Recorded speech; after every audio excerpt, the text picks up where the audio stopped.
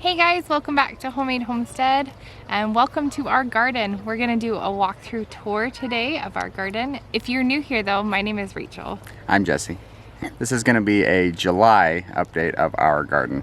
Things have grown a little bit since the last update we showed you. Yeah, and we're in a northern climate, so things are slower here. Like if you compare us to somebody who lives in Arkansas or, you know, somewhere in the south, it's a lot smaller. Things are a lot smaller, but yeah, they're coming though. They're growing. That's the important thing. Yes. So let's show you what we got. These are our potatoes. They've grown quite a significant amount. We're really pleased with them. They've gotten holes all over in them, you know, from bugs eating in them, but that doesn't seem to have hurt them any. These guys, they never blossomed. I don't know, is that a problem? If you know a little bit more about potatoes, let me know. I don't know if that's going to affect the harvest of them any, but we're going to be, we're looking forward to harvesting these sometime, probably within the next month, just because they're starting to die back. And there'll be a video coming for that. Over here, they've started to die back even more. Basically just the same thing. This experiment over here in the covered garden, they started to die back a long time ago. And I don't know, you probably can't even see the potatoes that we're growing over on that far patch. I don't know if there's any potatoes under the ground still. We really need to get these harvested. We haven't been able to get to it just yet. Over here we have some of our melons. Now we have a watermelon over here and we have some cantaloupe. No fruit yet, but they are looking beautiful with the flowers all over them. These are some hollyhocks. They're really pretty. We also have like a field over here of sunflowers. They're really beautiful. They are kind of shading out some of my melons though, so I might have to take a couple down. Like down in here we have some melons. But we also have some lettuce that is bolting, which I'm gonna let it bolt because we like this lettuce, so I wanna harvest the seed off of it. Kind of just forgot about our potato tower, but it's come along okay. Just keeps seeming to bush out. It's like a tree, like its own little bush right here. Yeah, it's doing okay. Isn't it pretty? Nice weed job Rach did. Yeah. So right here we have a sunflower, and all down in here are jalapeno plants. There are some that are looking better than others. Those ones are looking pretty good. And this grass actually comes up okay right here. This is the slightly better looking patch of the two. What are these ones? These are the bell peppers. Oh, okay. Yeah, they look really good. Well, we can use bell peppers in salsa.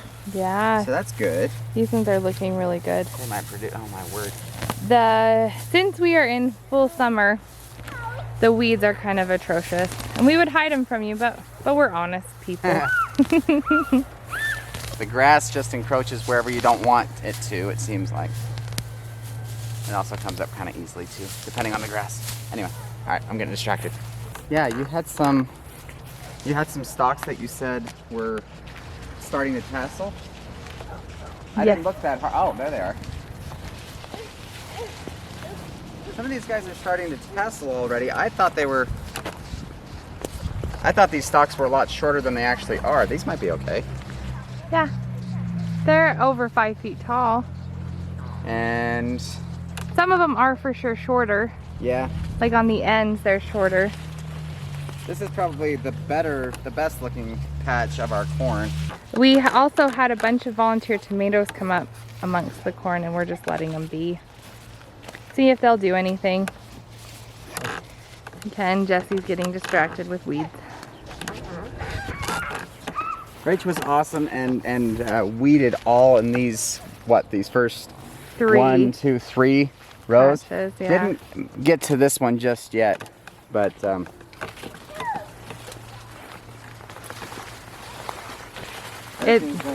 see right here, for some reason all this is shorter. Yeah, I think this got overwatered at the beginning and it just never recovered.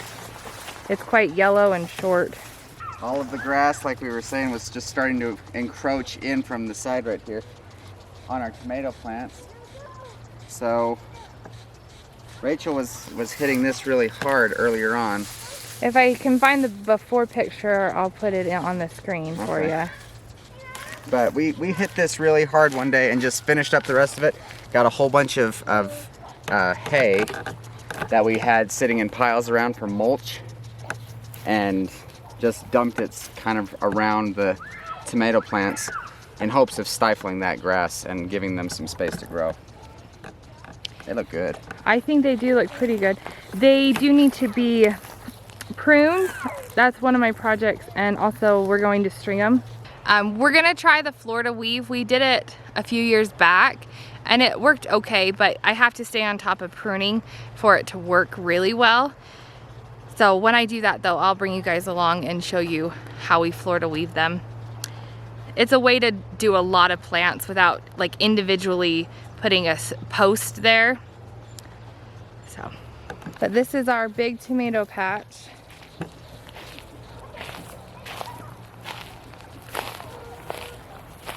A lot of these tomato plants are still looking awfully yellow. They're not the, I mean, you want them that more of a deep, lush green color. That's because I think they're depleted of their nitrogen. I think we just added too much ground cover the other year and not enough nitrogen to break down all this carbon stuff like the hay and the wood chips and stuff. So what we're gonna do is get out here and put some fish emulsion on that, on all of these different plants individually. That's a really good nitrogen rich source for these plants. And we're gonna pour some on each plant in hopes of greening these up a bit. Over here amongst the weeds, it's hard to see, but we have a bunch of green beans. These are bush beans. I have a zinnia on the end. It hasn't blossomed yet. Oh, there's another volunteer. Or Jesse just saw that we have a good volunteer tomato. It actually looks healthy. It does. Over here, we have, I believe it's 7 hills of spaghetti squash. And there's something I didn't even show Jesse yet. Let's see if we can find it. It's over in this patch. Okay. An idea what it, oh, I think I see it. There it is. Hey, check it out. Woohoo! Thank you. Amen. So these are looking pretty good. Every once in a while we'll get some that have like a little yellow around the leaf, like that. Is that also nitrogen? Not sure. Here's some over here. I pull them off, but you guys can let me know what you think this is. See how they turn yellow right around the edge of the leaf. And then I just pull them off. And this is like our ugly Monica's closet kind of thing area. It's pretty bad over here. It's just the weeds. It's just the weeds. But also our corn is not doing great at all over here. This stuff looks more yellow. It is. We do have some butternut squash. We have a couple hills, but see, like, you can't even find it under here. And it's all buried in weeds. And then the corn over here is really yellow. It's not gonna do a thing. But that's why we planted a bunch. But one thing that is amazing over here, it's not yellow at all, is our zucchini. This is one of the best, like, zucchinis we've ever had. Lex, I haven't peeked in here in about 2 days, so let's look and see if we can harvest anything. Oh boy. Yeah. There's one. That's so pretty. Not quite ready yet. They're so scratchy. Want to get it? Looks like it might be done. It'll pull off nicely.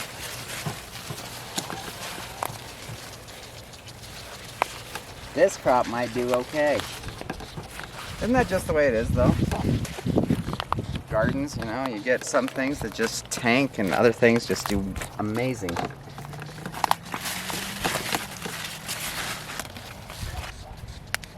Oh, so pretty. That's awesome. There's a lot more to come, it looks like. Which is so exciting. We can do a lot with zucchini, you know. There's a lot of things to do with zucchini. Absolutely. If you guys haven't seen my recipes for zucchini, I'll leave a link to them in the iCards. There's a lot of good ways to eat zucchini. We actually have a baby pumpkin. Right here. These are the sugar pie pumpkins. So they're not going to get huge. They'll be perfect for baking. These are yellow squash and they need space, or I don't know if they're going to do much. Those are fun to pull. These onions, I would like to see them do a little bit better than they have, but that was purely neglect on my part. Need to get out here and weed, but they also need to be, I need to bare the bulbs a little bit, otherwise they're not going to grow under the dirt. There are some that look really good though over here. Did you see the size of those? I think I did a row or two that I actually exposed, and you can see the difference. You know, these ones I must have gotten earlier on. They're huge. As opposed to, big. yeah. Let's see, some of these other ones you can see I obviously didn't get to yet. It's okay. They're needing weeding again. Ah, but look at those. They look great down here. The red ones we bought as slips. Yeah, they're doing good. Yeah. And then this is our carrot area. Jesse was so sweet and weeded it, and now we're gonna come through and thin it. And we may make a video on that. If we do, you guys will see it. And then over here we still have our greens.